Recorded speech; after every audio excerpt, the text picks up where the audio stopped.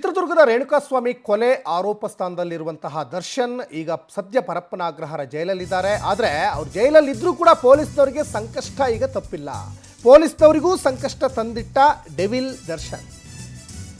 ಜೈಲಲ್ಲಿ ದರ್ಶನ್ ನೋಡಲಿಕ್ಕೆ ಯತ್ನಿಸಿದ್ದೇ ತಪ್ಪಾಯ್ತಾ? ಯಲಹಂಕ ಪೊಲೀಸ್ ಠಾಣಾ ಕಾನ್ಸ್ಟೇಬಲ್ ವಿರುದ್ಧ ಈಗ ತನಿಖೆಗೆ ಮುಂದಾಗಿದ್ದಾರೆ. ಬೇರೆ ಪ್ರಕರಣದ ಆರೋಪಿ ಜೈಲಿಗೆ ಬಿಡಲಿಕ್ಕೆ ಅಲ್ಲಿ ಪೇದೆ ಬಂದಿದ್ರು. CCTV ಕಣ್ತಪ್ಪಿಸಿ ಕೊಲೆ ಆರೋಪಿ ದರ್ಶನ್ ನೋಡಲಿಕ್ಕೆ ಯತ್ನವನ್ನು ಮಾಡ್ತಾರೆ. ಜೈಲು ಸಿಬ್ಬಂದಿ ಪ್ರಭುಶಂಕರ್ ಬಳಿ ಆ ದರ್ಶನ್ ಅವ್ರನ್ನ ತೋರಿಸ್ಲಿಕ್ಕೆ ಮನವಿ ಮಾಡ್ಕೊಳ್ತಾರೆ.